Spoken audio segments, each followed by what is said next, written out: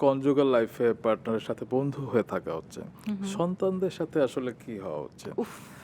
কারণ প্রত্যেকটা জেনারেশন তো এক এক আল্লাহ। ধরনের ক্যারেক্টারিস্টিক্স রিপ্রেজেন্ট করে। হ্যাঁ, হ্যাঁ। আরিব আরিশার ক্ষেত্রে প্যারেন্টিং এর ক্ষেত্রে আপনি কোন কোন বিষয়গুলো মেনে চলেছেন এবং এখন কিভাবে মেনে চলেন? এখন তো ছেড়ে দিয়েছি যে আচ্ছা ওরা ওদের মতন করে দেখি ওরা কি হয়, হ্যাঁ?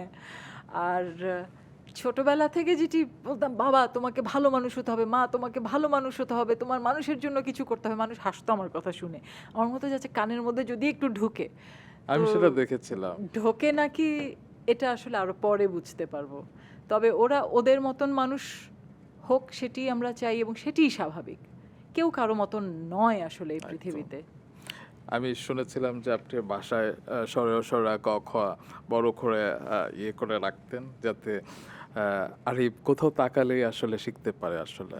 এবং আপনি বলতেন যে আমি যা শেখাবো ও সেটা শিখবে। আমি যা শেখাবো না সে হয়তো ওর বন্ধুর কাছ থেকে ভুলটাও শিখতে পারে। সেভাবেই শেখে মানুষ। সেটা আমরা অনেকেই শিখেছি।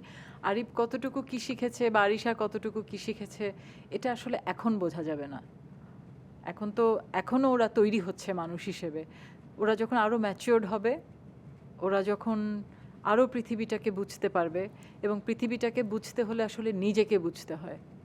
আমাদের যত কাজ এই মুহূর্তে আমি যা করছি বা তৌকির যা করছে বা আমাদের দুজনের কথাই, ওর কথা আমি বলতে পারি বা আমার কথা জি, বলতে পারি অবশ্যই। যে আমাদের জার্নিটা হচ্ছে it's a journey of self Discovery. Yeah.